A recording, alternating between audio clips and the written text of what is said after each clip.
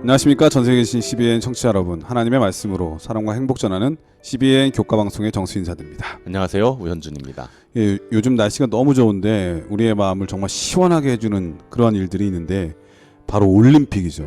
네, 파리에서 날씨가 열리는. 너무 좋기보단 좀 덥지요. 네, 한국은 열대야가 너무 심한데 네. 그나마 이것을 이길 수 있는 것은 바로 우리 선수들의 이 더운 날씨에도 금빛 소식이요. 예, 메달을 따기 위해서 노력하는 그 진념과 그 투지.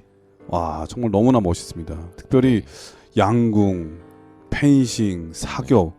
야, 우리나라 왜 이렇게 싸움을 잘하는지 모르겠어요.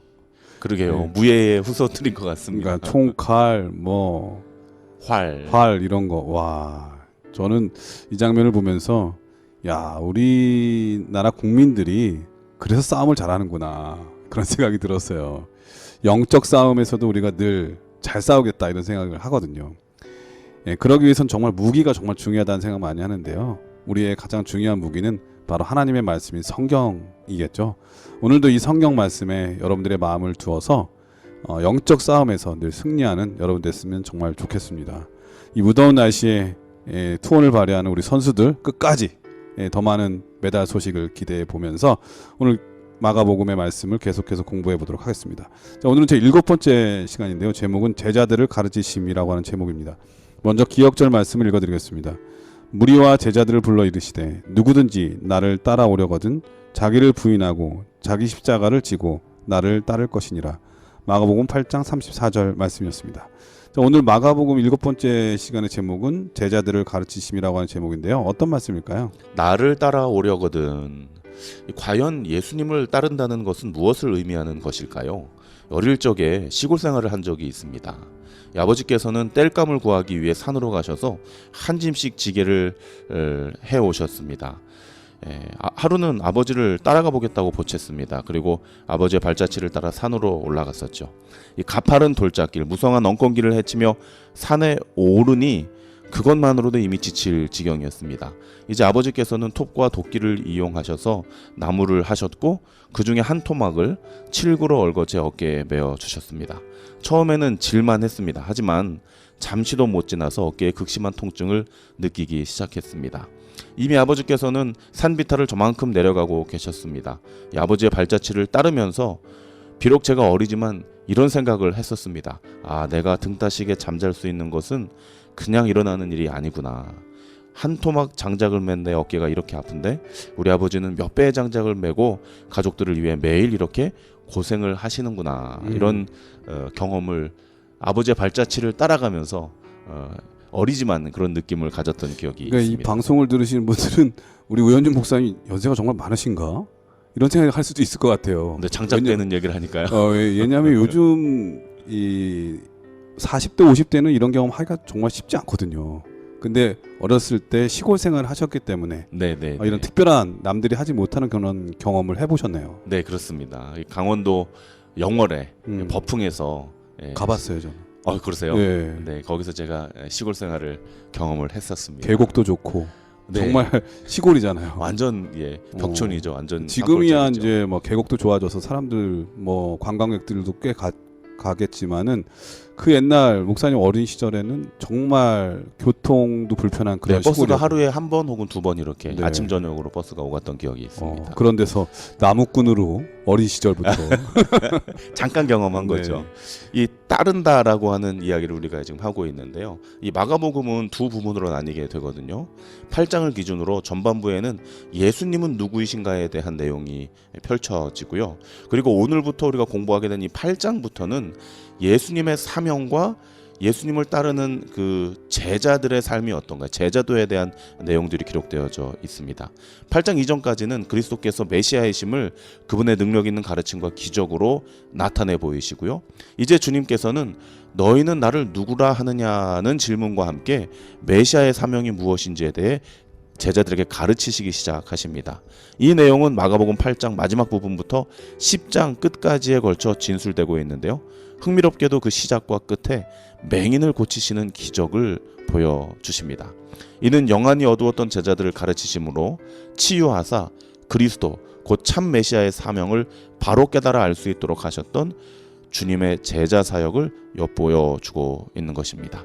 이번 주와 다음 주에 걸쳐서 우리는 이 내용을 살펴보게 될 텐데요. 그리스도의 제자도란 과연 무엇인지 우리 함께 기도드리는 마음으로 공부해 보도록 하겠습니다. 오늘 말씀을 통해서 우리의 어두운 눈도 활짝 띄어서 주의 복음의 진정한 뜻, 우리에게 가르치시고자 하셨던 예수님의 마음을 발견할 수 있는 그런 시간이 됐으면 정말 좋겠습니다. 그럼 공부에 앞서 찬미 듣고 시작합니다. 여기는 말씀의 방송 CBN 코리아입니다.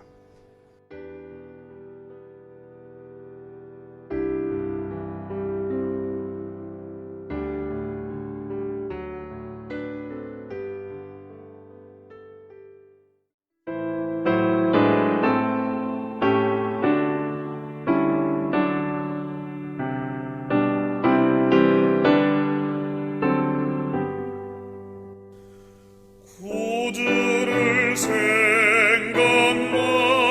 해도 내 맘이 기쁘니 그 얼굴 친히 뵐 때야 내 기쁨 어떠리 이 세상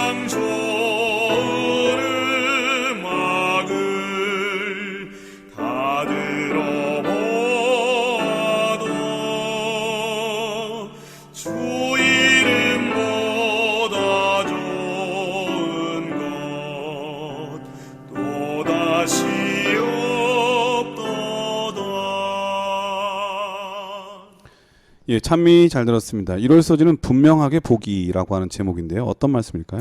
일요일 교과는 마가복음 8장 22절에서 30절에 기록된 소경을 고치는 이야기가 기록되어져 있습니다. 이 복음서에서는 예수님께서 소경을 고치신 여러 사례들이 기록되어져 있거든요.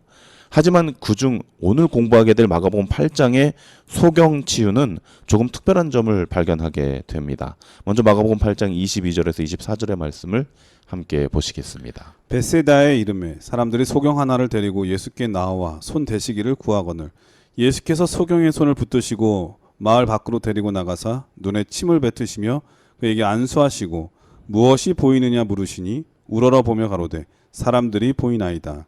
나무 같은 것들이 걸어가는 것을 보나이다 하거늘. 감사합니다. 목사님 여기서 다른 소경들을 고치신 것과 어떤 다른 점들을 좀 발견하실 수 있겠습니까?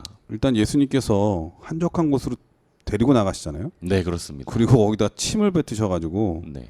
안수하신 다음에 이렇게 고치시는 뭔가 좀 접촉하셔서 네. 그분의 마음을 표현하는 듯한 그런 느낌이 드는데요. 네, 그렇습니다. 목사님께서 정확하게 말씀해 주셨는데요. 이 장면에서 우리는 이전에 다른 이 소경들을 치료하신 것과 조금 다른 모습들을 발견하게 됩니다. 이 다른 소경들을 치유하실 때 예수님께서는 단 한 번의 행위를 통해 그 현장에서 고치시는 모습을 우리가 보게 되거든요. 그러다 오늘 예수님께서는 두 번 그 소경과 접촉하시면서 그를 치유하시는 모습을 보게 됩니다. 첫 번째, 소경의 손을 붙드시고라는 표현을 통해서 먼저 예수님께서는 볼 수 없는 자의 손을 잡아주시고 인도하신다는 것이죠. 그리고 그를 마을 밖으로 데리고 나가셨다는 것입니다. 두 번째는 그에게 안수하셨다라는 표현을 통해서 주님께서는 그에게 안수하시면서 치유된 시력에 대해서 네가 무엇을 보느냐라고 물으십니다. 예수님께서는 왜 딱 이때 이 마가복음 8장 자신의 사역을 제자들에게 나타내시면서 이때만 두 번에 걸쳐 소경과 친히 접촉하시고 치유를 하셨을까요? 이것에는 예수님의 특별한 제자 사역의 비밀이 숨겨져 있습니다. 서론에서 말씀드렸듯이 예수님께서는 마가복음 8장에서 10장에 거쳐 자신의 사명과 이를 위해 그분의 발자취를 따를 제자들의 삶을 드러내 보이십니다. 그리고 이 교훈은 모두 시작과 끝에 소경을 고치시는 사역을 나타내시죠. 그리고 첫 번째 소경의 치유에서 굳이 두 번에 걸쳐 그를 접촉하심으로 회복시키시는 모습을 제자들에게 보여주십니다. 이에는 분명한 의도와 목적이 있는 것이죠. 이는 실물 교훈으로서 예수님께서 제자들을 어떻게 지도해 나가실지에 대한 예시를 보여주고 있는 것입니다. 먼저 예수님께서는 소경을 대하심으로 제자들의 형편이 소경과 같음을 암시하고 계신 것입니다. 예수님을 따르노라 공언하면서도 제자들은 예수님의 사명, 곧 십자가에 대해 바로 이해하지 못했죠. 영적으로 소경된 상태였던 것입니다. 이러한 제자들을 예수님께서는 친히 손 잡으사 따로 불러내어 교훈하시죠. 그리고 친히 그들의 어두운 눈을 어루만지사 영안을 밝히시고 참된 그리스도의 사역과 이를 위해 제자들도 어떠한 삶을 살아가야 할지를 분명하게 보여주시는 것입니다. 이는 제자 되는 것이 시간을 두고 정해진 과정들을 통해 순차적으로 이루어진다는 사실을 또한 묘사하고 계신 것입니다. 예수님께서는 오늘 우리에게도 이와 같은 은혜를 베풀어 주십니다. 영적으로 무지몽매한 우리들을 친히 손잡아 따로 불러내시고 친히 하나하나 어루만지시고 가르치심으로 그분의 사명을 깨닫고 그 발자취를 따르게 하시는 것입니다. 주님께서는 화이트의 손을 빌어 우리에게 다음과 같이 권면하십니다. 시대의 소망 322쪽입니다. 영적인 빛을 거절하지 말라. 눈이 멀고 마음이 강팍하여지는 것은 이 빛을 거절함으로 말미암은 것이다. 흔히 그 과정은 점진적이요 거의 알아챌 수 없다. 빛은 하나님의 말씀과 당신의 종을 통하여 혹은 성령의 직접적인 역사를 통하여 사람에게 임한다. 그러나 한 줄기의 빛이라도 무시할 때에 영적 감각이 부분적으로 마비되어서 두 번째에 나타나는 빛은 그만큼 분명하게 식별할 수 없게 된다. 그리하여 암흑은 깊어지고 마침내 영혼이 밤과 같이 어두워진다. 감사합니다. 이와 같이 주님께서는 소경과 제자들에게 그러하셨던 것처럼 손을 내밀어 우리를 잡아주십니다. 그리고 우리에게 빛을 보여주기를 원하시죠. 그리고 그 빛은 점진적으로 과정을 통하여 시간을 두고 우리에게 계속적으로 확대되어져 가는 것입니다. 주님께서는 우리에게 친히 접촉하기를 원하십니다. 제자들과 이 소경에게 하셨던 것처럼 우리에게 주신 이 귀한 접촉에 반응하게 되시기를 바랍니다. 그분의 손에 이끌려 인도하시는 대로 순종하며 따라갈 때 우리는 결국 소경이 치유받았던 것처럼 또 제자들이 그리스도의 사명을 깨달아 제자의 길을 걸었던 것처럼 우리 또한 영안이 회복됨으로 분명하게 보아 그분의 발자취를 따르게 될 것입니다. 예, 1월 소주는 분명하게 보기라고 하는 제목인데요. 정말 분명하게 본 사람과 아무 생각 없이 스쳐 지나쳐서 보지 못하는 사람과의 차이는 너무나 크죠. 본 사람은 보았기 때문에 그것을 어떻게 해야 될지, 어떻게 다루어야 될지, 그것을 어떻게 취급해야 될지 다 느낌이 있지만 전혀 그것을 보지 못한 사람들은 무지하기 때문에 무시할 때가 많고 외면할 때가 많죠. 그래서 손해볼 때도 많고요. 본다고 하는 것은 축복입니다. 그런데 우리가 예수님을 믿는 믿음이 있다고 하면서도 진짜로 예수님을 보지 못하고 믿음의 눈이 어두워서 정말 봐야 될 것들을 보지 못하는 경우가 참 많이 있거든요. 이럴 때 예수님께서 친히 우리의 손을 붙드시고 우리의 어두운 눈을 고쳐주셔서 볼 것을 볼 수 있는 그런 사람이 된다면 얼마나 좋을까 그런 생각이 들고요. 그런 사람이야말로 다른 사람들을 이 어두운 곳에서 길로, 바른 길로, 빛으로 인도할 수 있는 사람이 되지 않을까 그런 생각이 듭니다. 월요일 소지는 제자도의 대가라고 하는 제목인데요. 어떤 말씀일까요? 네, 먼저 마가복음 8장 34절의 말씀을 함께 보시겠습니다. 무리와 제자들을 불러 이르시되 누구든지 나를 따라오려거든 자기를 부인하고 자기 십자가를 지고 나를 따를 것이니라. 감사합니다. 예수님께서 처음 제자들을 부르실 때에는 사람 낚는 어부를 만들어 주시겠다고만 말씀하셨죠. 그리고 마가복음 8장에 이르러서 제자들의 예수님께서 메시아이심을 깨닫게 되자 그분은 많은 고난을 받고 거절당하고 죽임당한 후 사흘 만에 다시 살아나야 하실 것을 그분의 고난에 대해서 드디어 말씀을 하십니다. 제자들이 상상치도 못한 예수님의 행보에 그들은 당황하게 되죠. 그렇게 얼마 전까지만 해도 제자들을 대표해서 예수님은 메시아라고 공언했던 베드로가 이제는 예수님을 붙들고 만류하기 시작합니다. 사정하죠. 이에 예수님께서는 굉장히 과격한 표현으로 그를 나무라십니다. 뭐라 그러시죠? 사탄이라고. 네, 이거 정말 쉽지 않은 표현입니다. 네. 저는 마가복음 읽으면서 정말 예수님께서 이렇게 세게 말씀하신 건지 아니면 마가가 조금 이렇게 센 표현으로 기록을 했는지 잘 모르겠습니다만 예수님께서 굉장히 과감하게 그렇죠. 좀 과격한 표현들을 좀 쓰시는 걸 설마 마가가 예수님께서 하지도 않은 말씀을 여기 기록했을 리는 없을 것 같고요. 네. 예수님께서 어떤 의도가 있으니까 그만큼 네. 강하게 하신 게 아닌가 그런 생각이 드는데요. 네. 저는 주변 사람들에게 사탄이라고 말한 적이 정말 없거든요. 쉽지 않은 표현이잖아요. 근데 보면은 성경에 비슷한 예가 좀 있잖아요. 네. 예를 들면은 그 엘리의 두 아들 네. 불량자라고 하는 표현들이 나오는데 네. 그게 마귀의 자식이라 이런 뜻이거든요. 히브리 말로 그렇죠? 네. 뜻으로 해석하면 그러니까 그 당시에 뭔가 이런 표현들이 네 잘못된 길로 가는 것을 마귀의 하는 짓, 뭐 네, 마귀의 네. 자식들 이렇게 하는 게 아마 좀 일반적인 표현일 수 있겠군요. 네네 그냥 저 좀 마귀 심한 들렸네, 말, 조금 귀신 심한 말. 들렸네 네. 이런 표현. 그럴 수 있지 않을까. 아, 네. 어쨌거나 예수님께서 사랑하시는 제자인 베드로에게 사탄아 내 뒤로 물러가라라고 말씀하셨어요. 분명히 여기에는 중요하고 매우 심각한 또 반드시 깨달아야 하는 심오한 어떤 내용과 진리, 영적인 깨달음이 필요하지 않았을까. 그래서 예수님께서 이렇게 강력한 표현을 하지 않았을까 생각해 보게 그리고 됩니다. 이렇게 강하게 얘기하지 않았으면 다른 제자들도 이렇게 말할 위험성, 가능성이 많았겠죠. 네네네. 베드로가 그렇습니다. 이 정도도 얘기했으면. 네, 그렇습니다. 예수님께서 왜 이토록 매정하게 베드로를 나무라셨는지에 대해서 시대의 소망은 그 이유를 다음과 같이 설명합니다. 시대 소망 415쪽입니다. 베드로의 말은 큰 고난을 앞두고 계신 예수께 도움과 위안이 되는 말이 아니었다. 그의 말은 잃어버린 세상에 대한 하나님의 은혜로운 목적에 일치하지 않았으며 예수께서 친히 모본을 보이심으로써 가르치러 오신 자기 희생의 교훈과도 일치하지 않았다. 감사합니다.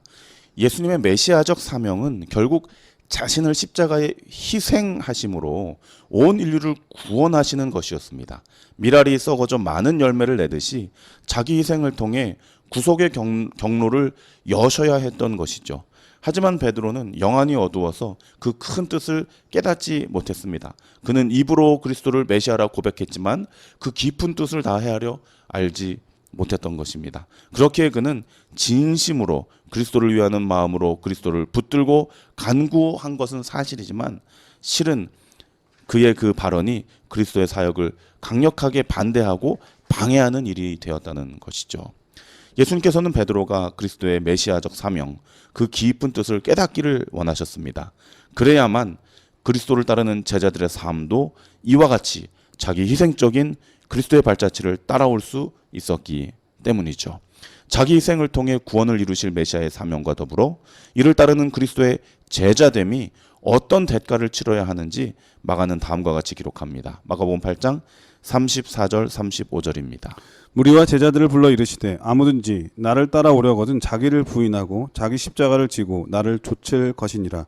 누구든지 제 목숨을 구원코자 하면 잃을 것이요 누구든지 나와 복음을 위하여 제 목숨을 잃으면 구원하리라. 감사합니다. 예수님을 따르는 사람들은 그분과 동일한 목표, 즉 십자가를 지고 그분을 따르도록 부름받습니다. 십자가는 단순히 짊어지고 가기에 힘겹고 부담스러운 물건만이 아닙니다. 그것은 결국 그 십자가 위에 자기 자신이 매달려 죽어야만 끝나는 것이 이 십자가의 운명이자 사명인 것입니다. 때로 우리는 그리스도를 따른다는 일, 제자가 된다는 일을 너무 쉽게 생각합니다. 흔한 제자 훈련 프로그램의 요구사항처럼 기억절을 암송하고 시간 내서 소그룹 모임을 하고 제자들을 말씀 묵상으로 인도하고 다른 이들을 격려하여 또 다른 제자반을 만들고 이런 일들을 통해 육적인 희생과 더불어 영적인 성장함을 경험하는 것, 이건 역시 매우 가치 있고 중요한 일입니다. 하지만 제자의 삶은 그렇게 십자가를 지고 가는 것만으로 끝나는 것이 아닙니다. 결국은 그리스도를 따른다는 것이죠. 끝까지 따른다는 것이죠. 예수님께서 십자가에 달려 죽으신 그 지점까지 따라가는 것입니다. 그렇기에 이를 조금이라도 경히 여기며 예수님을 붙잡았던 베드로에게 예수님께서는 사탄아 물러가라라고 강력하게 나무라심으로 이 제자도의 그 사명의 막중함과 그 이 무게감을 예수님께서 그에게 깨우쳐 알게 하셨던 것이죠. 뭐 이것은 마치 뭐 금메달은 따고 싶은데 훈련은 하고 싶지 않은 거? 이럴 수는 없잖아요. 적당히 하고 싶은 거, 네, 할 수 있는 만큼만 하는 거. 그게 가능하진 않죠. 요즘에 그 양궁 10연패를 했잖아요. 우리나라 네. 여자 양궁이 10연패를 했는데 제가 훈련하는 그런 얘기를 들어보니까 연습할 때 1000발씩 쏜대요. 1000발씩. 1000발씩. 야, 대단합니다. 그것도 몇 년 동안 훈련하는 거 아니에요. 그렇죠. 야, 그런데 요번에 그 대회 훈련하는데 그 남녀 혼성 그런 경기가 있었나 혼식, 봐요. 네. 그런데 이제 여자분이 먼저 쏘고 남자분이 나중에 쏘는데 그 여자 선수가 실수를 몇 번 했었나 봐요. 그런데 뒤에 있는 남자 선수가 그때마다 10점을 쏜 거예요. 그러니까 경기 끝난 다음에 인터뷰를 하는데 자기가 8점을 쏠 때 뒤에서 그런 소리를 들리더래요. 내가 10점 쏠 테니까 걱정하지 마. 그러니까 그런 소리를 들으니까 마음에 위로와 용기가 싹 생기고 나도 할 수 있다 이런 생각이 들더랍니다. 네. 그러니까 이 서로에 대한 호흡이 그렇게 된 것은 네. 그동안에 노력했던 모든 훈련이 거기에 나타날 수 있기 때문에 그렇고 그러한 자신감이 생길 수 있었다 이런 얘기를 하거든요. 그렇습니다. 금메달을 따기 위해서는 그 연습의 경지가 끝을 달해야 하는 것이죠. 그렇죠. 끝까지 가야 하는 것입니다. 거저 얻는 건 없는 거예요. 그리고 그 끝을 함께 했을 때에 결국은 이 극도의 어려움에서도 함께 극복할 수 있는 능력을 발휘하게 되는 것이죠. No pain, no crown이라는 말도 있잖아요. 아, 네. 굉장히 유명한 말씀을 해주셨습니다. 영어로 하니까 또 더 있어 보입니다. 우현준 목사님 당황하셨어요. 다시 이제 본론으로 돌아오자면요. 예수님께서도 그와 같은 것을 요구하시는 것입니다. 너희들이 나를 따라오겠다고 말하고 그냥 네 하고 싶은 만큼 할 수 있는 만큼으로 따라오는 것이 그것이 제자의 삶이냐 네. 아니라는 것이죠. 끝까지 따르는 것입니다. 그런데 예수님의 십자가는 결국 십자가에서 달려 돌아가신 것이잖아요. 그렇다면 예수님께서는 왜 우리에게도 이 죽음에 이르는 십자가의 도를 따르라고 하시는 것일까요? 누구든지 나와 복음을 위하여 제 목숨을 잃으면 구원하리라. 이 자기 희생의 과정이 있어야만 우리는 온전히 그리스도의 사명과 그 사명의 본질을 깨달을 수 있게 되는 것이죠. 그리고 그분께서 사흘 만에 부활하셨듯이 우리 또한 그 희생 다음에 경험하게 되는 영원한 생명을 맛볼 수 있게 되는 것입니다. 제가 어린 시절에 아버지의 발자취를 따라 칡넝쿨 지게라도 저 봤을 때에 그 산꼭대기까지 따라가 봤을 때에 그리고 지게의 그 일부분이라도 조금 어깨에 매 봤을 때에 비로소 아버지의 삶을 조금이나마 이해하고 감사한 마음을 가질 수 있었듯이 제자되기 원하는 자는 그리스도의 삶을 직접 경험하고 끝까지 따라가 봐야 알 수 있다는 것입니다. 해봐야 철이 드는 것 같아요. 그렇습니다. 네, 우리도 예수님께서 하신 것을 그대로 해봐야 네. 예수님의 마음을 조금이라도 100만 분의 1이라도 이해할 수 있고 신앙에 철이 들 수 있는 거 아닌가 이런 생각이 듭니다. 네, 그렇습니다. 우리 주님께서 사랑하시는 CBN 청취자 여러분, 오늘 주님께서 우리를 제자로 불러 주십니다. 어디까지 따라가기를 원하실까요? 내게 맡겨진 십자가를 지고 죽기까지 충성하라고 우리에게 요청하십니다. 주님의 이 귀한 부르심에 주님의 손을 붙들고 끝까지 주님 곁을 떠나지 않고 따라감으로 참된 제자들이 되시기를 우리 주님 이름으로 축원을 드립니다. 예, 월요일 서지는 제자도의 대가라고 하는 제목인데요. 이 말씀을 들으면서 실물교훈에 나오는 그 말씀이 생각이 납니다. 자기 희생의 법칙은 자기 보존의 법칙이다. 우리가 한 알의 밀알이 땅에 묻혀져서 썩을 때에 수많은 생명을 또 탄생시키는 것처럼 씨앗들을 탄생시키는 것처럼 우리가 예수님을 따라서 그런 마음으로 산다면 우리의 가정, 우리 주변의 사람들을 많은 생명의 길로 예수님께로 이끌 수 있지 않을까 그런 생각이 드네요. 화요일 서지는 변화산 그리고 산 아래 사람들이라고 하는 제목인데요. 어떤 말씀일까요? 제자들에게 메시아의 사명을 반포하신 이후에 예수님께서는 본격적으로 실전 수업에 돌입하십니다. 마가복음 9장 1절의 말씀을 먼저 보시겠습니다. 또 저에게 이르시되 내가 진실로 너에게 이르노니 여기 섰는 사람 중에 죽기 전에 하나님의 나라가 권능으로 임하는 것을 볼 자들도 있느니라 하시니라. 감사합니다. 예수님께서는 영적 소경이었던 제자들의 믿음 연약하심을 아시고 그들에게 직접적으로 시청각 자료들을 활용해서 가르치십니다. 그것이 바로 변화산상의 사건인 것이죠. 예수님께서는 마가복음 9장 1절에서 너희 중에 몇이 하나님의 나라가 임하는 것을 보게 될 것이라고 말씀하십니다. 그리고 이어 제자 3명을 이끌어 변화산으로 오르시죠. 바로 베드로와 야고보와 요한입니다. 그들은 산 위에서 변화하셔서 엘리야와 모세로 더불어 대화하시는 예수님의 모습을 보게 됩니다. 그리고 그 대화의 내용은 예수님께서 제자들에게 지금까지 가르쳐 오셨던 그분의 사명, 메시아의 사명을 다시 확인시켜주는 것이었습니다. 누가복음 9장 30절과 31절은 예수님과 이 엘리야와 모세의 대화가 어떤 내용인지를 다음과 같이 기록하고 있습니다. 문득 두 사람이 예수와 함께 말하니 이는 모세와 엘리야라. 영광 중에 나타나서 장차 예수께서 예루살렘에서 별세하실 것을 말씀할세. 감사합니다. 이와 같이 제자 중 어떤 이들은 특별한 경험을 통해서 영적 사물을 직접 확인하는 특권을 누리게 됩니다. 그리고 예수님께서 그동안 말씀하셨던 것이 그냥 하시는 말씀이 아니라 실제로 하늘에 있는 이 두 모세와 엘리야라고 하는 영적인 위인들과도 함께 논의되고 있는 매우 중요한 일이라는 사실을 그들은 직접 목도하게 되죠.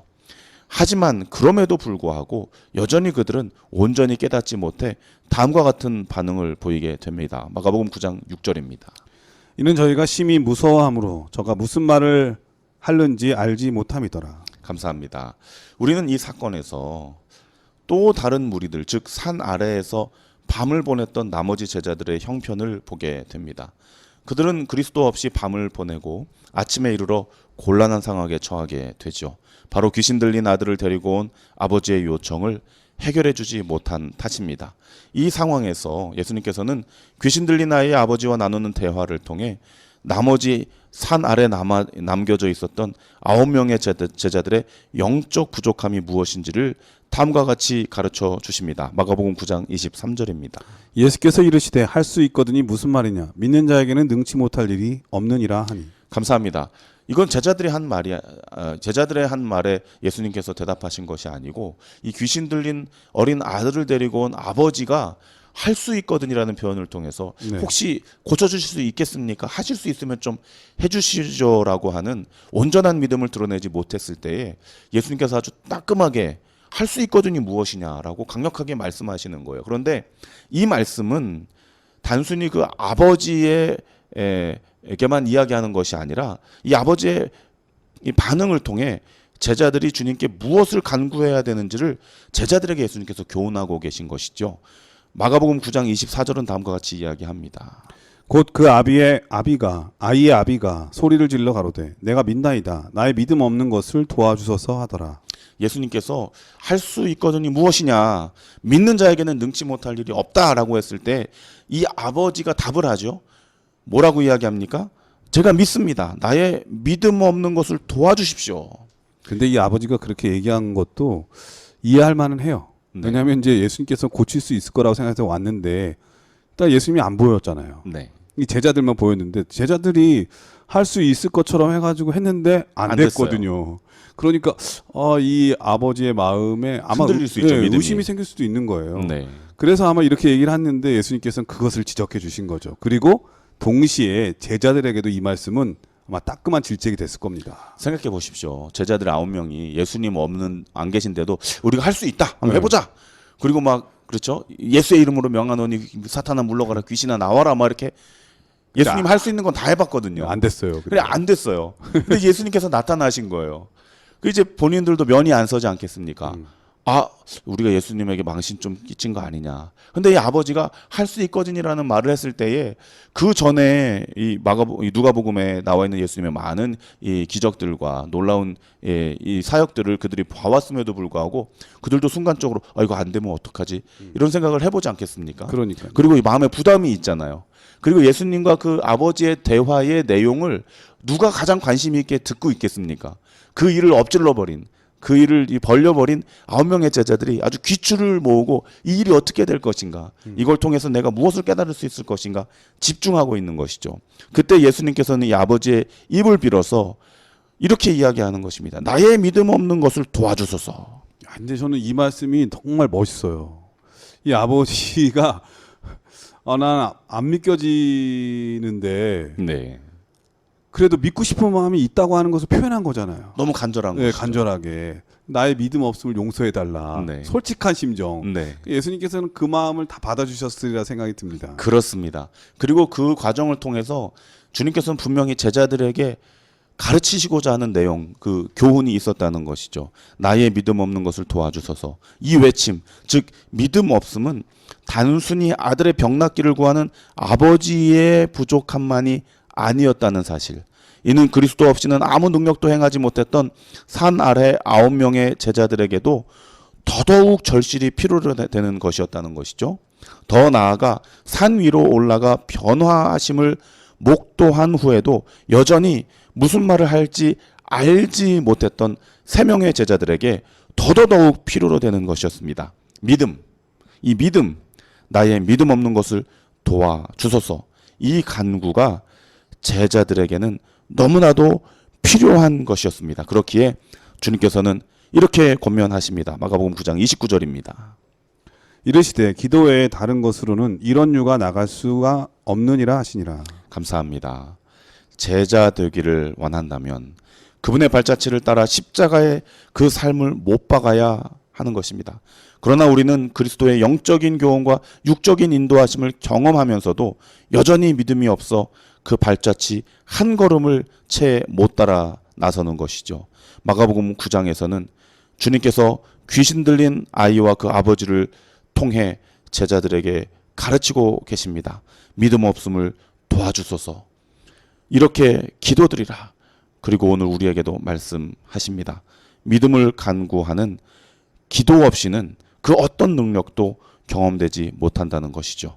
오늘 이 시간 주님께 기도를 통해 믿음을 간구하게 되시는 우리 모든 CBN 청취자들 되시기를 기도드립니다.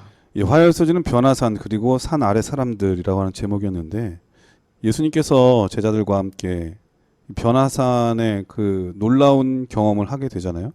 그때 그 9명의 제자들이 산 아래에서 이 한 아이를 고치기 위해서 애쓰는 그런 장면이 오늘 성경에 나오는데, 그런데 그들이 왜 예전에는 둘씩 짝을 지어서 보낼 때는 그런 모든 일을 했었는데 왜 지금은 못했을까? 저는 자기의 믿음으로 했기 때문에 그런 생각이 듭니다. 예수님에 대한 믿음, 하나님에 대한 믿음으로 했었어야 되는데 마치 자신들도 할 수 있는 능력이 있는 사람처럼, 근데 이 정도 능력 되는데 왜 예수님은 3명만 데리고 가는 거야? 라고 하는 질투와 시기가 있었던 거죠. 그게 바로 믿음 없는 모습의 전형적인 모습, 그런 자세인 것 같아요. 예수님의 눈에는 다 보인 것이죠. 그렇죠. 우리가 뭔가 조금 이 특별한 경험을 하게 되면 그게 나의 힘인 것처럼 착각할 때가 있어요. 근데 사실은 그게 내 힘이 아니라 다 하나님의 힘인데, 예수님 없이는 아무것도 못하는 것인데. 예, 그럼 모든 영광과 그런 명예를 다 자기가 취하려고 할 때가 많이 있거든요. 그래서 예수님께서는 끊임없이 제자들을 위해서 믿음이 떨어지지 않도록 기도하셨나 봅니다. 오늘 우리를 볼 때도 마찬가지겠죠. 우리를 위해서도 분명히 믿음이 떨어지지 않기를 기도할 겁니다. 믿음이 있어 보이는 사람조차도. 그래서 우리는 교만하지 아니하고 항상 겸손하게 우리의 믿음이 잘 지켜지고 있는지 확인할 필요가 있지 않나, 그런 생각이 듭니다. 네, 저는 이 화요일 교과를 통해서 더더욱 이 마음이 찔리고 정신을 차리게 되었던 사람들은 산 아래 남겨져 있던 9명의 제자들보다도 네. 오히려 예수님을 따라 나서서 변화하시는 모습을 본 그 3명의 제자들에게 더 있지 않았을까. 그들은 더 특별한 영적인 경험을 직접 하고 내려왔잖아요. 맞습니다. 그럼에도 불구하고 그들이 심히 두려워해서 무슨 말을 할지 깨닫지 못하는 이 연약한 믿음 없음을 그들이 보이거든요. 그리고 우리가 영적인 경험을 할 때에도 이전의 과거에 내가 어떠한 경험을 했다, 우리가 간증할 거리들은 참 많죠. 그러나 결국은 중요한 건 오늘의 신앙이고 오늘 나의 믿음의 상태인 것입니다. 내가 어떠한 경험을 했든 오늘 내가 당장 주님께 대한 겸손함과 확실한 믿음을 가지고 있지 못하다면 우리가 얼마나 연약한 모습으로 주님과 사람들 앞에 서게 될 것인지 좀 생각해 보게 되죠. 맞습니다. 예수님께서 3명을 택해서 데리고 올라간 것은 그 3명을 더 특별히 더 사랑하시거나 더 높이기 위해서 그런 것은 아니잖아요. 그만큼 더 큰 책임감이 부여된 거죠. 그러니까 우리가 그런 경험을 할 때 우리가 내가 예수님께 더 큰 사랑을 받고 있다, 나는 더 큰 사람이다, 이렇게 생각하는 거는 정말 잘못된 생각이라고 하는 영적인 것을, 교만에 빠질 수 있는 것이죠. 네, 그다음 오늘 교과를 통해서 다 알려주신 것 같아요. 네, 또 반대로 그렇게 되지 못한 제자들도 낙심할 필요는 없는 것이죠. 네, 그들의 상황에서 주님께서 보여주시는 능력과 교훈을 그들이 충분히 경험할 수 있기 때문인 것입니다. 그럼 여기서 찬미 한 곡 들으신 다음에 계속해서 수요일 소지 누가 가장 크냐, 그리고 목요일 소지를 함께 공부해 보도록 하겠습니다. 여기는 말씀의 방송 CBN 코리아입니다.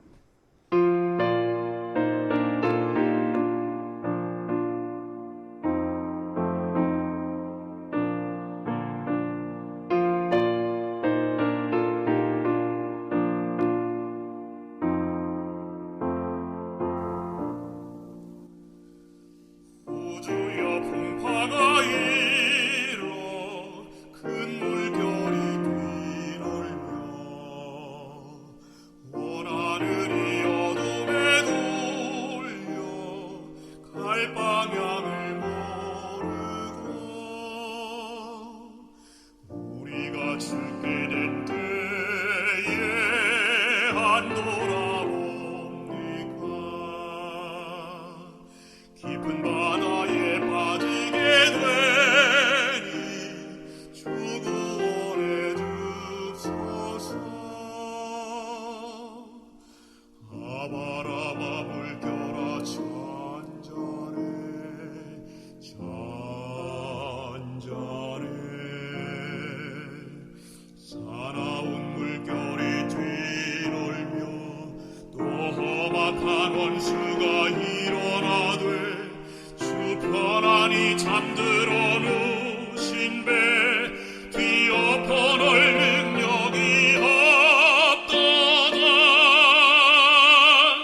주 예수 풍파를 향하여 잔잔해 잔잔해 주 예수 능력이 크시니 다 잔잔해. 예, 수요일 소지는 누가 가장 크냐라고 하는 제목인데요. 어떤 말씀일까요? 저는 솔직히 유대인들이 세계에서 가장 똑똑한 인종이라고 하는 말에 좀처럼 동의하기가 어렵습니다. 목사님은 한국 사람이라고 생각하시나요? 그리스도인이라서 그런 것 같아요. 특별히 제가 이 성경의 기록들을 보면요, 예. 더더욱 제 신념은 확고해집니다. 이 광야 40년의 역사를 보더라도요, 눈앞에 불기둥과 구름기둥이 있음에도 불구하고 그 현장에서 그들이 우둔한 모습, 영적으로 이 아둔한 모습들을 보이지 않습니까? 오늘 이 신약에서 제자들의 모습도 그렇습니다. 당장 우리는 이번 주 교과 일요일에서 화요일까지의 교과 내용을 통해서 예수님의 집중화된 제자 교육이 있었음에도 불구하고 여전히 영적 어두움에서 헤매고 있는 제자들의 모습을 오늘 수요일 교과를 통해서 우리가 발견하게 되거든요. 도대체 이 제자들은 정신을 어디에 두고 다니는 것일까요? 예수님의 수업에 딴 생각, 딴짓하고 있는 모습들을 우리가 보게 되는 것이죠. 진짜 머리가 좋긴 좋아요. 그래요? 왜냐하면 세상을 지배하는 그러한 사람들, 또 뭐 특별히 노벨상 받는 분들, 똑똑한 사람들, 이런 사람들 보면 유대인이 많긴 많거든요. 네. 그런데 그런 유대인들이 영적으로도 스마트하냐, 영적으로도 매우 건강한 사람들이냐 이렇게 지혜로우냐. 질문한다면 그거는 의문이 좀 듭니다. 그렇습니다. 성경에서 그렇지 않은 모습들이 너무나 많이 네. 나오기 때문이죠. 교만해서 그런 것 같아요. 네, 그렇습니다. 이 오늘 교과는 마가복음 9장 30절에서 41절의 내용을 통해 누가 더 크냐 논쟁을 공부하게 됩니다. 제자들은 왜 이러는 걸까요, 도대체? 예수님께서 그토록 정성 들여서 소경도 고쳐주시고 변화산으로 데리고 가셔서 변화하시는 모습도 보여주시고 또 귀신 들리는 아이를 고쳐주시고 이 많은 이 활동들을 통해서 끊임없이 메시아의 사명이 무엇인지를 가르쳐 주시고 또 이를 받아들일 믿음이 필요함도 여러 방면으로 강조하며 가르쳐 주십니다. 그런데 이런 특별 제자 훈련의 강도가 너무 강력해서일까요? 오히려 제자들은 예수님과 거리를 두기 시작합니다. 결국 가버나움으로 이동할 때 예수님께서 홀로 먼저 앞서가시고 제자들은 뒤로 쳐져서 심각한 대화를 나누게 되지요. 그 내용이 무엇이었을까요? 과연 그들은 메시아의 사명과 그들의 삶이 어떠해야 할지 복습하는 시간으로 이 여정을 활용했을까요? 예수님께서 가버나움에 뒤늦게 도착한 제자들에게 물으십니다. 너희가 노중에서 서로 토론한 것이 무엇이냐? 하지만 제자들은 답하지 못합니다. 그 이유를 마가는 다음과 같이 기록하고 있습니다. 마가복음 9장 34절입니다. 저희가 잠잠하니 이는 노중에서 서로 누가 크냐 하고 쟁론하였습니다. 정말 딱하기 이를 데가 없습니다. 지금 진도를 못 따라가도 한참 못 따라가는 것이죠. 수학으로 말하자면 지금 미적분 들어가야 하는 상황에서 여전히 덜셈 뺄셈 손가락으로 계산하고 있는 것입니다. 그러나 우리는 여기서 제자들을 대하시는 예수님의 모습을 통해 참 스승의 면모를 보게 됩니다. 예수님께서는 그들의 수준에 맞춰서 이해하기 쉽게 두 단계로 나누어 제자의 삶이 어떠해야 하는지를 설명해 주십니다. 첫째, 예수님께서는 가장 큰 사람이 되는 비결을 알려주십니다. 왜냐하면 그들이 큰 사람이 되기를 원했거든요. 네. 그럼 큰 사람이 되는 비결이 무엇인지를 그들의 질문에 답해 주시는 것입니다. 그러니까 어렸을 때 네, 우리 그 라면 중에 네. 큰 사발면이라고 있었어요. 큰 일꾼 큰 사발. 네. 그래가지고 그게 이제 큰 일꾼 큰 사발면 이렇게 선전을 했기 때문에 네. 어린 마음에 그거 먹으면 정말 큰 사람 되나? 이런 생각을 한 적이 있었거든요. 네, 그러니까 이제 이 제자들이 너무 단순한 거예요. 네, 예수님 따라다니면서 네, 뭔가 이적을 할 줄 알고 네. 뭔가 대단한 능력을 보이면 자기도 예수님처럼 인기도 얻고 음흠. 정말 큰 사람이 되는 줄 알았거든요. 제자란 그렇게 되는 것이구나. 예, 너무 단순한 거죠. 예수님께서는 그것을 알려준 게 아니고 자기 희생을 끊임없이 알려주시는데 마치 제가 어렸을 때 큰 사발면 먹으면 큰 일꾼 된다고 생각하는 것처럼 큰 사발면만 열심히 먹는 거랑 똑같은 거죠. 작은 사발면 먹으면 작아질 것 같아서. 예, 그러니까 정말 단순하고 어리석은 거죠. 네, 예수님께서는 이 그들의 수준에 맞춰서 그 교육의 강도와 단계를 좀 낮추셔서 답해 주십니다. 큰 사람이 되는 비결은 무엇이냐? 마가복음 9장 35절 예수께서 앉으사 12제자를 불러 이르시되 아무든지 첫째가 되고자 하면 무사람의 끝이 되며 무사람을 섬기는 자가 되어야 하리라 하시고, 이 큰 사람이 되기를 원한다면 모든 사람의 끝에서 그들을 섬기는 종의 삶을 살아야 한다고 말씀하십니다. 이는 다름 아닌 예수 그리스도의 삶을 그대로 표현하고 있는 것이죠. 가장 앞선 자께서 가장 못한 위치에 처하셔서 모든 이들을 섬기시는 그분의 삶이 바로 메시아의 사명이고, 그분을 따르는 제자들이라면 예수님처럼 더 낮은 위치에서 섬길 줄 아는 삶을 사는 것이 정말로 큰 자들의 삶이다라는 것을 예수님께서 말씀해 주시는 그러니까 것입니다. 우리가 뭐 선교 사역할 때 먼 데 가면 진짜 큰일 하는 줄 알잖아요. 근데 가장 먼 데 있는 사람이 누군 줄 아냐고 이렇게 질문을 어떤 목사님이 하셨거든요. 네. 그랬더니 아무도 대답 안 하니까 이렇게 대답하셨어요. 자기 뒤에 있는 사람이 등 뒤에 있는 사람. 제일 멀리 있는 사람이라고. 네. 지구는 둥그니까. 네. 제가 그 얘기를 듣고 깜짝 놀랐습니다. 네. 와, 그렇구나. 우리가 너무 먼 데만 생각했지 진짜 먼 데 있는 사람은 내 뒤에 있는 바로 그 사람이구나. 네. 그런 생각이 많이 들었어요. 근데 그 굉장히 깨우침이죠. 굉장히 의미가 깊은 것 같아요. 우리가 보통 친한 사람들은 우리 앞에서 이렇게 보잖아요. 네. 그 사람들도 우리의 영혼의 구원의 대상이지만 우리가 등졌다고 하지 않습니까? 맞습니다. 나는 무관하다고 생각하고 저 사람은 내가 상종하기 싫다고 등져 있는 내 뒤에 있는 내 등 뒤에 있는 자들이 사실은 가장 먼 곳에서 선교 사역을 받아야 할 대상들이다. 그러니까 우리는 자주 뒤를 돌아봐야 돼요. 네. 자기의 길도 봐야 되지만 네. 내 뒤에 누가 없나. 그렇게 한번 생각해 본다면 우리의 사역과 우리의 영적인 눈이 더 크게 네. 멀리 볼 수 있지 않을까 그런 생각이 드네요. 네, 그렇습니다. 예수님께서는 이 제자들의 수준을 아시고 단순히 이론으로만 말씀하신 것으로 그치는 것이 아니라 그 즉시로 두 번째 직접 예를 통해서 그들에게 가장 작은 자가 되는 것이 무엇인지를 설명하십니다. 마가복음 9장 36절 37절입니다. 어린아이 하나를 데려다가 그들 가운데 세우시고 안으시며 제자들에게 이르시되 누구든지 내 이름으로 이런 어린아이 하나를 영접하면 곧 나를 영접함이요 누구든지 나를 영접하면 나를 영접함이 아니요 나를 보내신 이를 영접함이니라. 감사합니다.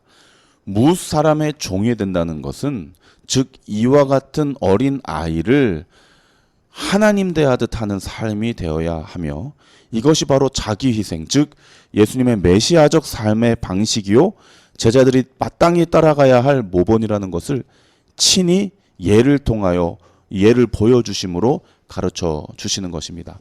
이 메시아의 사명, 그 궁극적인 십자가를 감당하기 위한 마음과 행동은 바로 모든 이들을 위해 자기를 희생하고 섬길 줄 아는 것이어야 함을 교훈하신 것이죠. 오늘 우리는 교과를 통해 우리는 어느 만큼 그리스도의 사명을 이해하고 있는지, 또한 제자라고 자처하는 우리의 삶의 위치는 어느 곳에 서 있는지 살펴보아야 합니다. 목사님께서 말씀하신 것처럼 내 등 뒤에는 과연 누가 있는가? 나는 누구 위에 서 있는가? 내가 섬기는 대상은 과연 누구인가? 스스로 지혜 있다 하나 그렇지 못한 형편이 어쩌면 우리의 모습일 수 있겠습니다. 오늘 말씀을 교훈 삼아서 겸손히 주님의 부르심 앞에 나 자신을 내려놓고 예수님의 교훈에 귀를 기울이심으로 참된 제자, 가장 낮은 위치에서 섬길 줄 아는 자, 그런 거로 하늘에서는 가장 크게 인정받는 주의 귀한 종들 되시기를 우리 예수님 이름으로 축원드립니다. 예수에서 주는 누가 가장 크냐라고 하는 제목인데요. 예수님께서 이러한 토론, 이러한 다툼을 보고 예수님께서 너무 실망하셔서 진짜 큰 사람은 겸손한 사람이다. 이것을 가르쳐 주신 거잖아요. 그리고 그 예로 어린아이를 샘플로 보여주셨거든요. 당시의 어린아이는 진짜 어린아이만 얘기하는 게 아니라 가장 무시당하고 무가치하게 여겨지는 그렇죠. 대상이었죠. 연약하고 그리고 또 중요하게 여겨지지 않는 그런 모든 것들을 통틀어서 이 어린아이로 샘플을 삼으신 거거든요. 오늘날로 따지면은 어떤 사람들일까요? 사실 근데 많은 경우에 우리들은 낮은 사람을 섬겨야 된다고 하면서도 자기보다 높은 수준의 사람들하고 어울리려고만 할 때가 많아요. 교회도 그렇고 교회 활동도 그렇고 뭐 어떤 사회적 활동도 그렇고요. 근데 나보다 연약한 사람을 보면은 우리는 자주 세상이 그래서 그런지 모르겠는데 무시하려고 하고 또 억누르려고 할 때가 많죠. 그리고 상종 안 하려고 할 때도 많고요. 우리의 이러한 마음의 자세를 좀 바꿀 필요가 있다 이런 생각이 듭니다. 내가 만나는 사람들은 주로 어떤 사람들인가? 내가 모이는 사람들은 대부분은 어떤 사람들인가? 그리고 그들하고만 모였을 때 자기 가치가 높아진다고 착각하는 그런 사람들이 정말 많거든요. 신앙하면서도. 목사님부터 평신도에 이르기까지 우리의 이러한 마음이 여전히 도사리고 있다면 예수님께서 오늘 우리에게도 이렇게 꾸짖으실지 모릅니다. 너 여전히 그 정도구나. 제자 되기를 원했지만 너는 그 정도로 삶을 사는구나. 그 정도의 목사구나. 장로구나. 집사구나. 그 정도의 성도라는 이름을 갖고 사는구나 라고 질책할지 모르겠습니다. 이 방송을 듣는 우리 모두 다시 예수님의 정신으로 돌아갈 수 있는 그런 겸손한 그리스도인이 되기를 간절히 축원드립니다. 목요일 소지는 지옥에 떨어진 멀쩡한 사람이라고 하는 제목인데요. 어떤 말씀일까요? 네, 오늘 공부하게 되는 마가복음 9장 42절에서 50절은 매우 흥미로운 주제가 다루어집니다. 과격한 신앙의 결단력과 지옥에 관한 자극적인 내용들이죠. 함께 본문의 말씀을 보시겠습니다. 내용이 좀 기니까요. 함께 교독하시겠습니다. 마가복음 9장 42절부터 47절의 말씀입니다. 또 누구든지 나를 믿는 이 소자 중 하나를 실족해 하면 차라리 연자 맷돌을 그 목에 달리우고 바다에 던지움이 나으리라. 다 읽기 전에 목사님 이거 좀 너무 세지 않습니까? 저는 이 마가복음의 표현에 예수님의 표현이 좀 너무 센 부분들이 많아요. 저는 설교단에서 이렇게는 설교 못할 것 같아요. 네, 예수님이니까 이렇게 말씀하시는 거죠.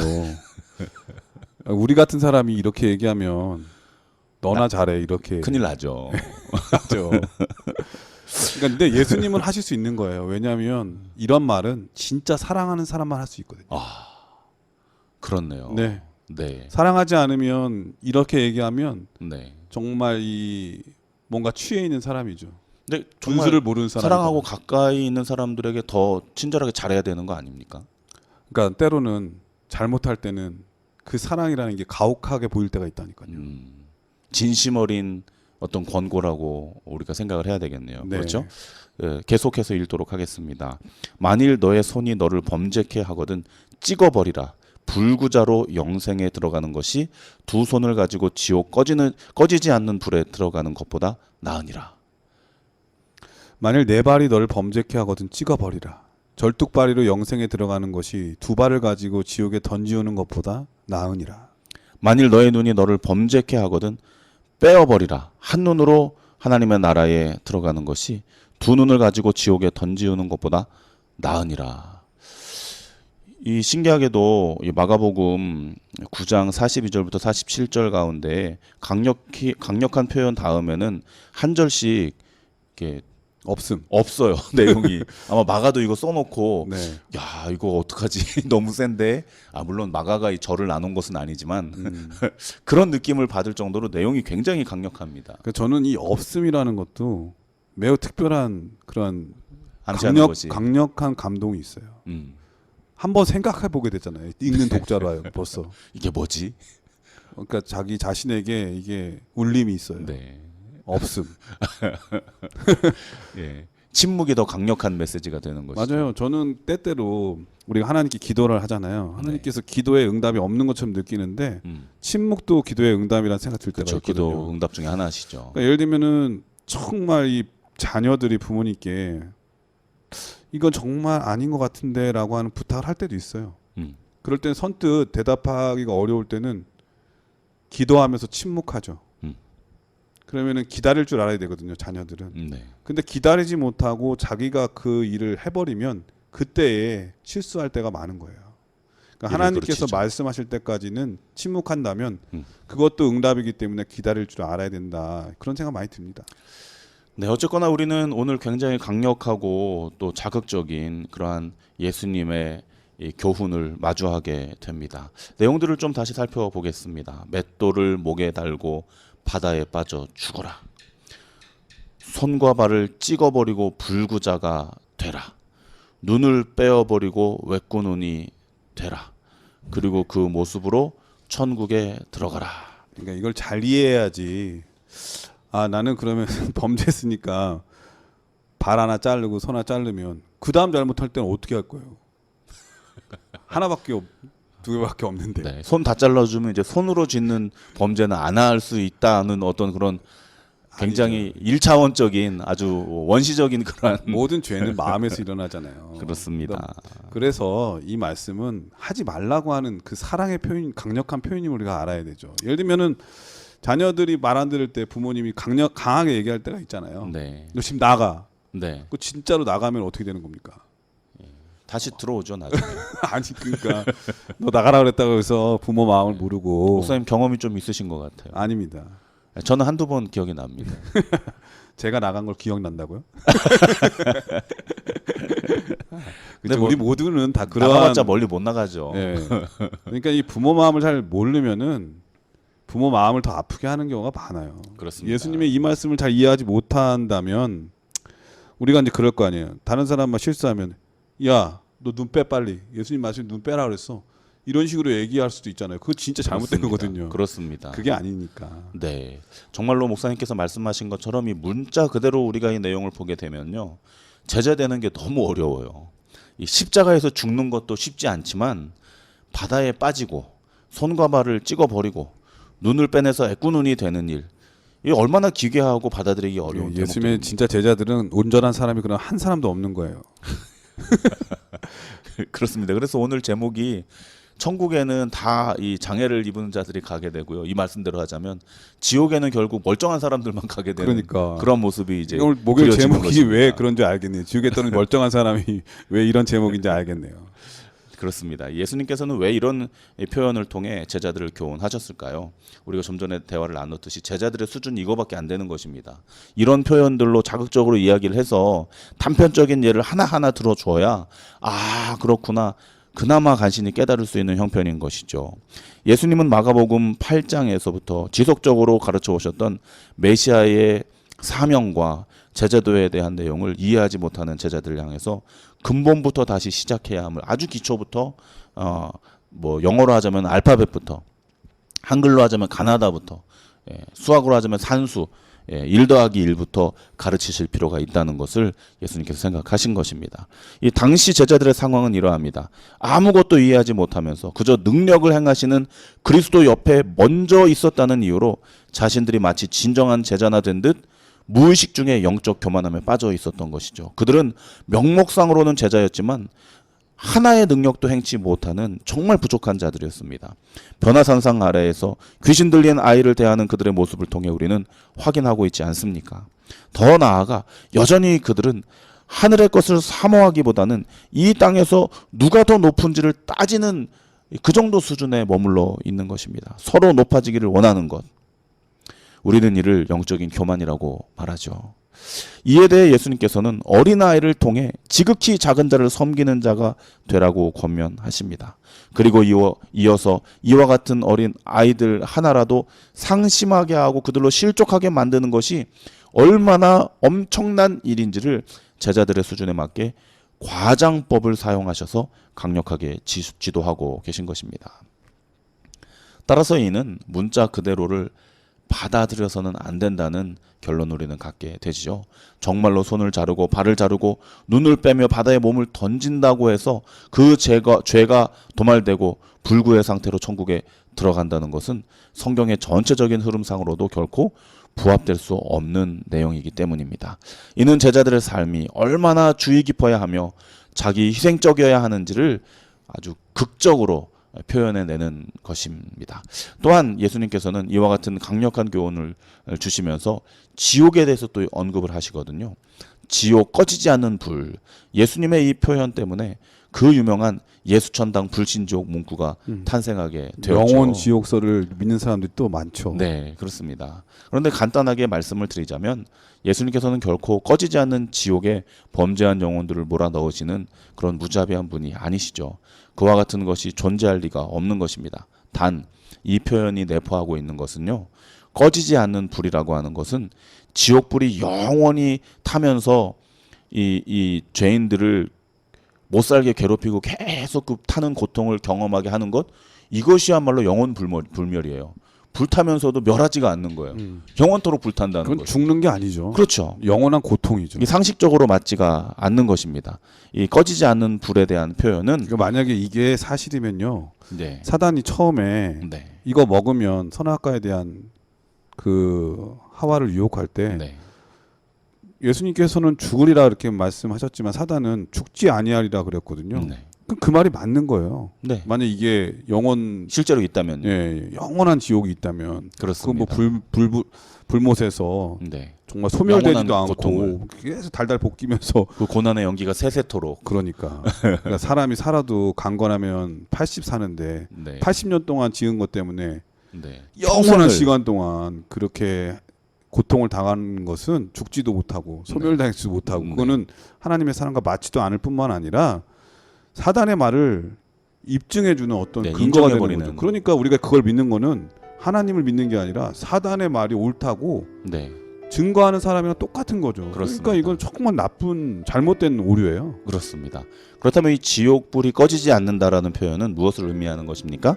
범죄로 인해 멸망당하게 되는 그 결과가 불변하여서 네. 영원할 것이라는 것을 묘사하는 그 것입니다. 결과가 영원한 거죠. 네. 멸망당해서 소멸되는 것이 다시는 회생될 수 없는 기회 없이 영원히 그것이 표징으로 남게 될 것을 상징하고 있는 것입니다. 그리고 또 영원이라는 뜻은 하나님께 있으면은 하나님은 영원한 분이시잖아요. 네. 그러니까 영원이지만 우리 유한한 존재는 그 살아있는 동안을 영원이라고 표현할 수 있거든요. 그렇습니다. 그것도 또 바르게 이해할 필요가 있는 것 같습니다. 네, 우리는 이제 이 목요일 교과를 통해서 예수님께서 제자들의 수준에 맞게 메시아의 사명과 제자들을 가르쳐 주시는 모습을 보게 됩니다. 비록 그 순간에는 제자들이 다 깨달아 알지 못하고 또 때로는 오해하여서 그릇 행하기도 하였지만 결국 주님께서는 그들을 참된 사도들로 변화시켜 놀라운 초대교회의 교회의 역사를 이루셨던 사실을 우리는 기억하게 됩니다. 우리 주님께서 사랑하시는 CBN 청취자 여러분, 비록 깨닫지 못한다 할지라도, 비록 여전히 유치한 수준에서 그리스도를 따른다고 우리가 말하고 있을지 몰라도 낙심하지 마십시오. 주님께서는 제자들을 그렇게 다루셨듯이 오늘 우리에게도 우리의 수준에 맞게 다가오셔서 친절하게 교훈해 주십니다. 소경의 손을 잡아 이끌어내시고 친히 어루만져 계한하셨던 주님께서 오늘 우리의 손을 잡아 주시는 것입니다. 그분의 손에 이끌려서 제자되는 과정을 한 걸음 한 걸음 따라 나선다면 우리는 결국 주님의 귀한 참 제자들로 거듭나게 될 것입니다. 예, 목사님께서 이번 교과를 간략하게 정리해 주시고 기도하고 마치도록 하겠습니다. 예수님은 자신이 십자가를 향하고 계심을 제자들에게 가르치십니다. 그 길은 세상의 생각과 다르고 분명하게 보기 위해서는 과정과 시간이 걸린다는 사실을 우리는 공부하게 됩니다. 하늘나라에서는 큰 자가 섬기는 자가 되고 종이 되어야 합니다. 특히 작은 자를 어떻게 대하는가가 중요한데 그분은 십자가의 길을 통해 작은 자를 섬기는 것이 무엇인지 몸소 우리에게 보여주셨습니다. 제자도의 길은 쉽지 않은 도전이지만 영원한 상급을 바라보게 합니다. 제자들을 부르셨던 주님께서 오늘 우리를 또한 부르고 계십니다. 그 초청에 응답하는 우리 모두 되시기를 기도드립니다. 예, 목사님께서 기도해 주시고 교과를 마치도록 하겠습니다. 아버지 감사드립니다. 여전히 엉뚱하고 영적으로 무지하여 엉뚱한 방향으로 가려는 우리들을 친히 손잡아 이끄시고 마땅히 가야 하는 제자의 과정들을 우리를 인도하심으로 따라가게 해주시니 감사를 드립니다. 아멘. 이제 우리의 어두운 영안을 어루만지사 밝히 보게 하여 주시고 아멘. 주님의 높으신 사명을 깨달아 그 발자취를 따라가게 하여 주시옵소서. 아멘. 예수님 이름으로 기도드립니다. 아멘. 아멘. 네, 전세에 계신 CBN 청취자 여러분, 남이 나를 알아주지 않는다고 불평하지 말고 내가 남을 알아보지 못함을 인해서 걱정하라. 공자가 한 말입니다.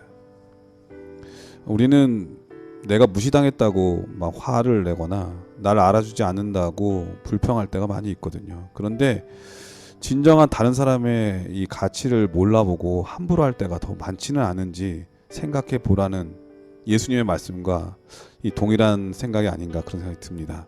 한 주를 살면서 다른 사람을 더 알아보기 위해서 노력하고 존중해주고 서로 먼저 봉사하기를 힘쓰는 우리 모두가 됐으면 정말 좋겠습니다. 건강하시고요.